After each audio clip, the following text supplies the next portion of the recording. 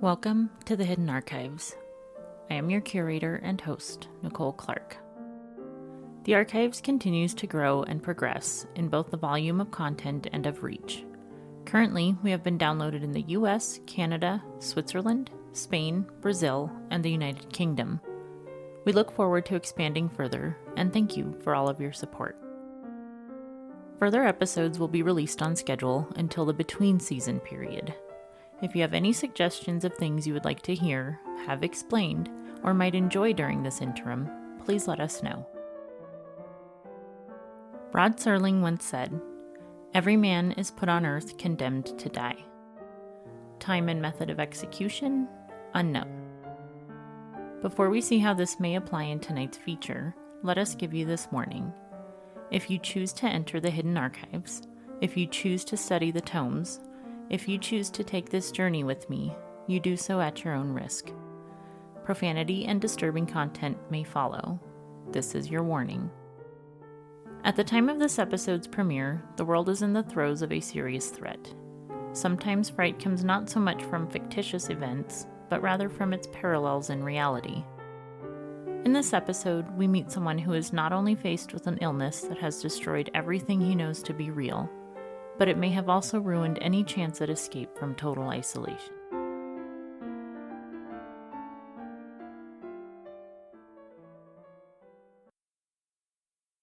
Okay, so I've never done a forum post before, and I don't know if this website is exactly the right forum. I just hope this goes somewhere. I hope someone is still reading.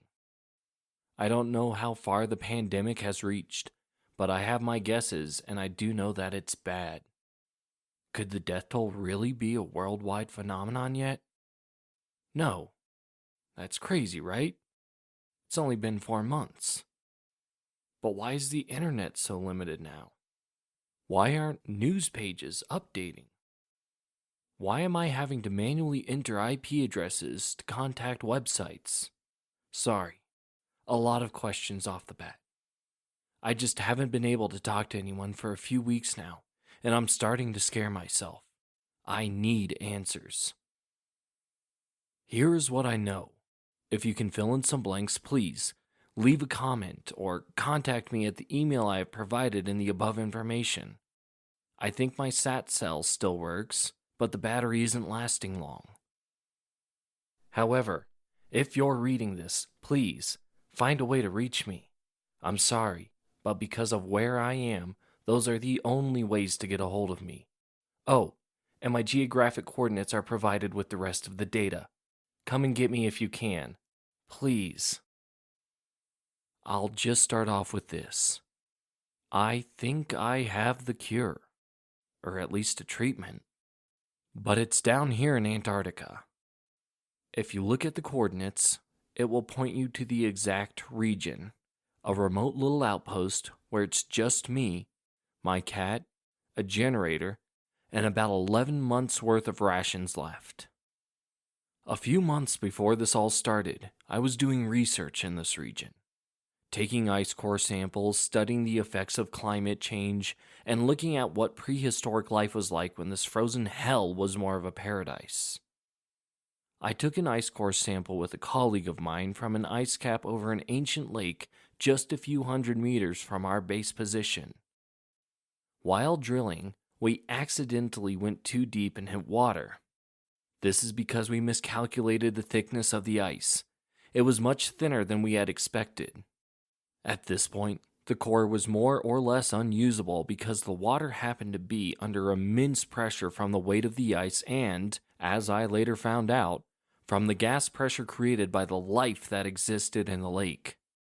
It ruined the integrity of the sample, for the most part, and flooded the lake basin.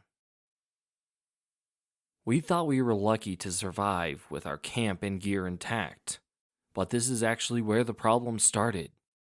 The water that flooded the basin had a deep red color to it, not unlike the blood falls that have become a popular sight down here recently. We thought it was due to heavy iron saturation in the water, which is also the explanation for the blood falls, so we basically ignored this at first. We were more concerned with figuring out a way to continue our research. So we backed down from this site to figure out a new plan and drilling location. If we'd only done some simple science, we would have figured out that it was actually bacteria making the water red. The same bacteria that I fear caused all of this. But it wasn't our fault. We had no way of knowing. And it was because of climate change that everyone contributes to that the ice was so thin. It was a disaster waiting to happen. We all caused this, not just me and my team. Plus, the cure is here, so come get it. I was going to delete that last part. I was angry and got emotional. But I think I'll leave it. I hope it makes this sound more legitimate. A week went by with us trying to come up with a better plan of action. But then I got sick. It was a minor annoyance. I thought that it was a result of the work and the cold and dryness. But there was this smell coming from the lake. A smell like lavender and pine. Not a stink that you might associate with bacteria. Just lavender and pine. From this smell and the fact that the new red lake refused to freeze at -40, we were able to draw some conclusions about our accidental discovery and of my sickness. You see, we believed there was something in the lake that had made me sick, so we set to work collecting water samples and testing them. But before we could prove our conclusions, my colleague, George, got sick as well. I still wasn't feeling too great myself, but I was on the mend. George, though, he started going downhill pretty quick. We both had the same initial symptoms: weakness, hostility, auditory and visual hallucinations. You get the picture. You know the symptoms. But I got over it. And I won't tell you how until I have a way home to my husband.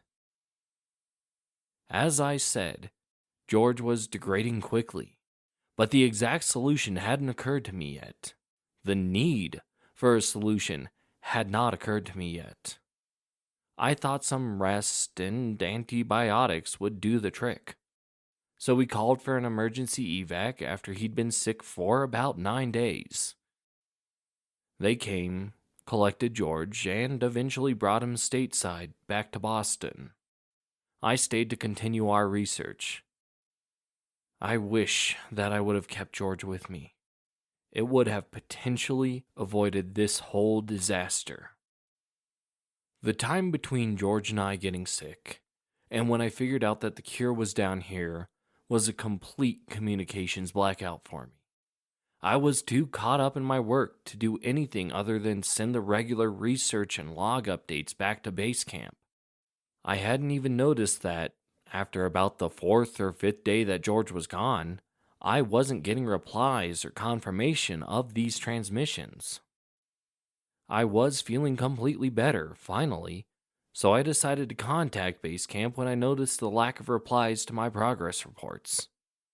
The total time between this point and my initial infection had been about 3 weeks.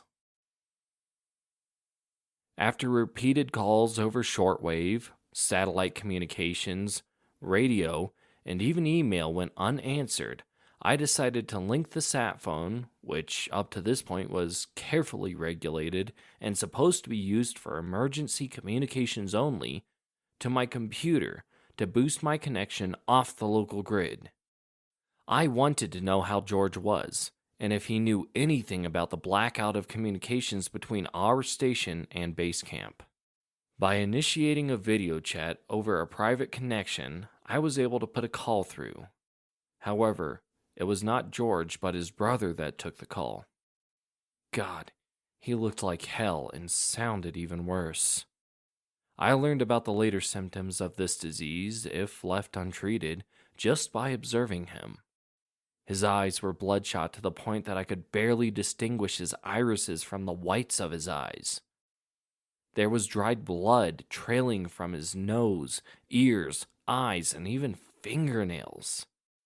I couldn't believe at first that this was the same disease.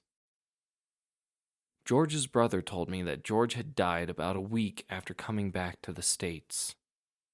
He was sick now too, and was put into quarantine at George's apartment with a few others that had contact with him. They were basically isolated from the rest of the world, and information was hard for them to get.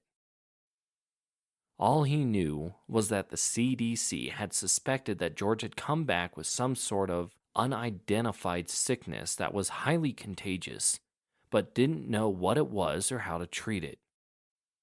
I told him that we had accidentally uncovered something that might be the cause. However, before I could tell him that I knew it was bacterial and how it might be treated, he lost his temper and ended the call.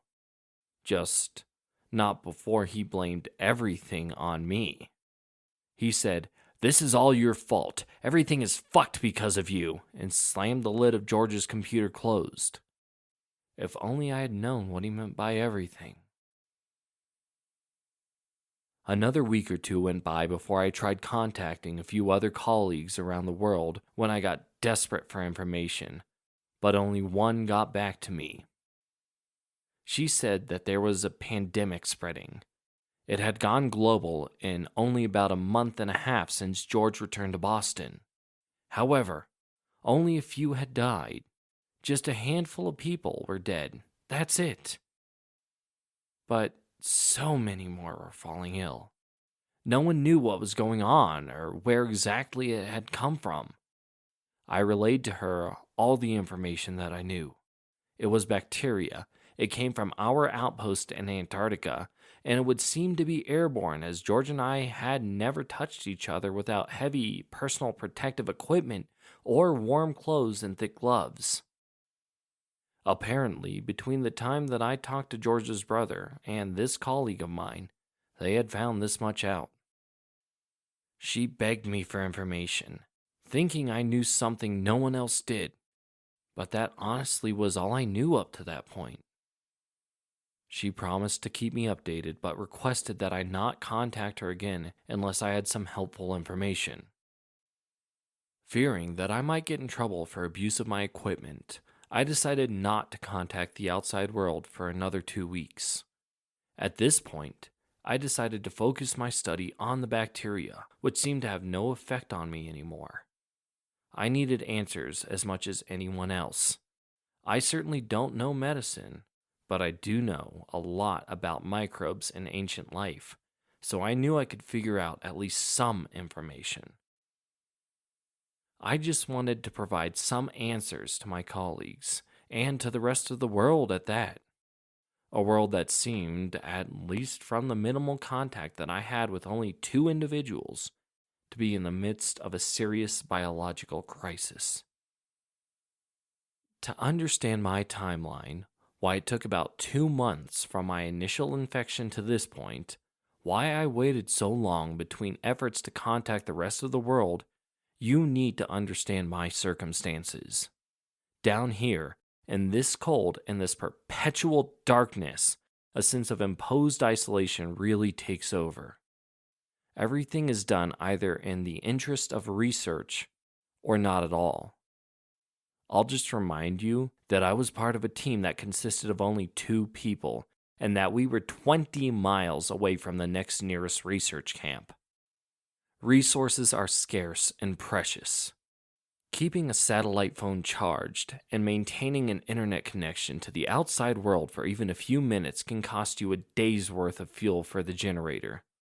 That, and we are told time and time again that our superiors will keep us apprised of important information when there are no communication blackout periods, which there often are in places like this. So, every time I reach out, every time I break protocol, it's because I fear the worst, which 99% of the time turns out to be nothing. But this time, well, you know, it was that 1%. I had not received any information from my other colleague since I last talked to her, so I decided to reach out again. I had some ideas about the bacteria which I thought she might find helpful, but I could not get a connection. I even found numbers for her home and cell phone, but each time I dialed a number, it would not connect. It wouldn't even try. I thought the trouble might be on my end, so I gave up. I gave it about a month of sitting in the cold and loneliness of Antarctica, a month where the only company I had was my cat, and almost perpetual darkness was just par for the course. Do you know what that does to someone? What worrying about your friends, colleagues, loved ones, and the rest of the world does to you when you have no way to communicate with anyone or anything? It can drive you mad, absolutely insane. If you thought this illness was something, try living my life. I've done both, the disease and the solitude and frigid darkness. Instead of trying to get a hold of a fellow researcher, I decided to make a severe breach of protocol, and I logged on to a personal social media account. I did this because I wanted information from people I could trust, people that I knew. Somehow, I actually got a connection and signed in. It was all over my newsfeed. Worldwide pandemic, millions dead, no clue to treatments, let alone a cure. Friends, relatives, and colleagues all posting about the loss of loved ones to this illness. And worst of all, my own husband hadn't posted anything since about a week and a half after George became patient 1 in Boston. His most recent post read, "Just got back from visiting my hubby's coworker, George, at Boston General. He is in a bad way and thinks that my sweetie might be headed down the same road. Please send some positive energy my way and down to the South Pole. Now, it's time to take some aspirin for this headache." After this, I abandoned social media. I couldn't take it anymore. I decided instead to see what actual news outlets were saying. I could only get BBC to load. Nothing else would even try to come up. Probably from all the traffic that was being directed to those sites. But I don't know a lot about how the internet works when something like this happens. It was the same story as social media, however. People dying, quarantines, hopelessness, and worst of all, no news stories or updates since 3 days prior to me reading all of it. The media had actually seemingly shut down. And so did I. For the next week or two, I just lost track of time. I sat inside at my research station. I ate a bare minimum, slept for hours and hours, and other times, I couldn't even close my eyes without seeing some of the horrendous headlines I had read on the internet. My cat, a Maine Coon that I had sneaked into the research outpost, was there with me the whole time. She would just purr away beside me as I lay awake and tormented, hoping that this was all just me going crazy, hoping that my husband could still be all right. Then it struck me. The cat never got sick. She was immune to the bacteria somehow. But before I could figure anything out, I had to do some research. I needed to know if anyone else had noticed or experienced this. So I went back to the internet. My first stop was Reddit. There would be real people there, maybe even doctors studying the sickness, who would be hosting an Ask Me Anything thread. I was right. I mean, everything on Reddit was weeks old at this point, but it was still saturated with stuff about what the world was calling the Red Plague. It turns out this name was given because of the bleeding that the bacteria causes and not because they had identified the lake. But there were more answers. I did find an AMA thread from a doctor in Sri Lanka. Most of the questions concentrated on what the initial symptoms were, if there were any preventions for the disease, and what the life expectancy of someone was when they fell ill. This last one had some interesting information that I hadn't heard yet. Apparently, someone has 2 weeks, approximately, after they are initially exposed. The doctor said that he himself was sick at the time of posting, but was in his 4th week and figured he could probably make it another 2. He attributed this to some experimental antibiotics that he had stolen. This wasn't what I was looking for, though. And I only had a little battery left on the computer and the sat phone that I was using as a mobile hotspot. So I narrowed my search and the thread to look for the word cat or feline. One poster pointed out that some animals seem resistant to the disease, though many were still dying in droves from all different species. But cats seemed especially immune. Unfortunately, this poster was late to the game and only posted this query a week and a half after the original poster. There were no replies to this comment, but for me, it was a valuable lead.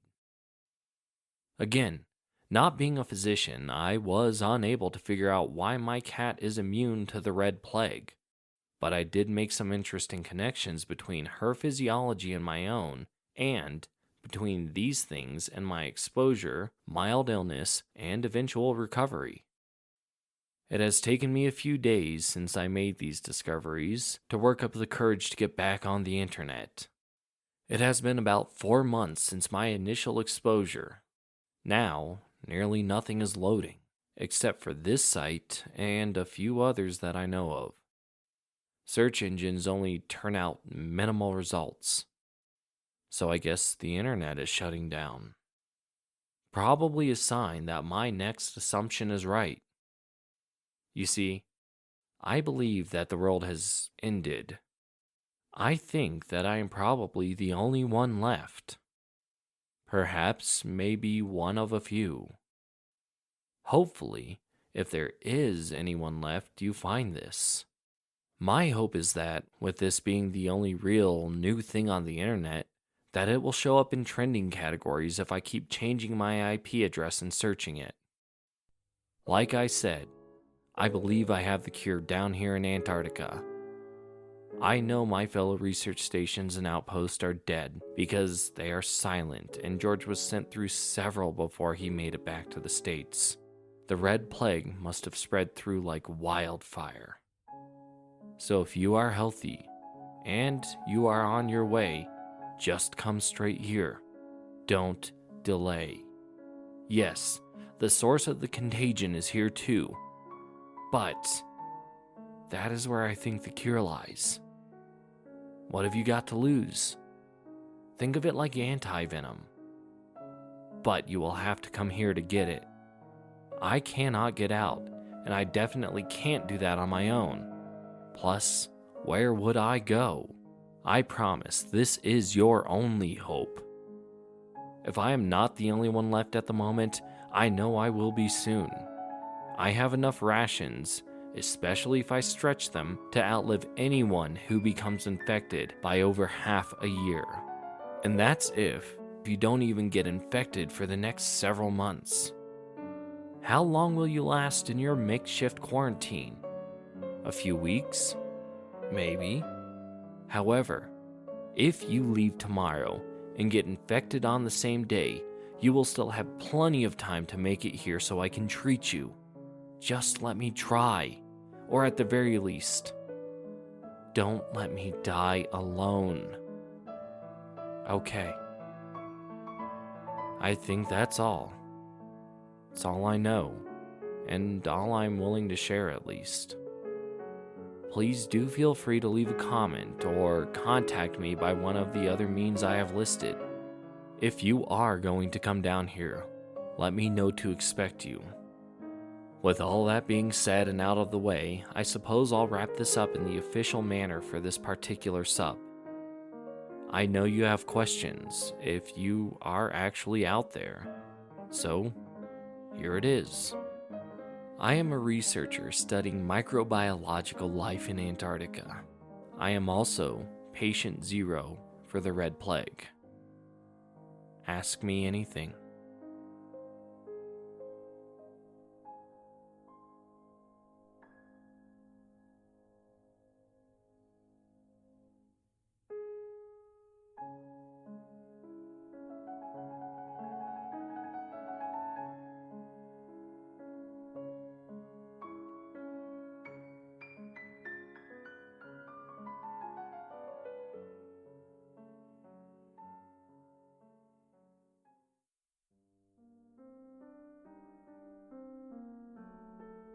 As for me, I have been doubling down on my vitamin C intake.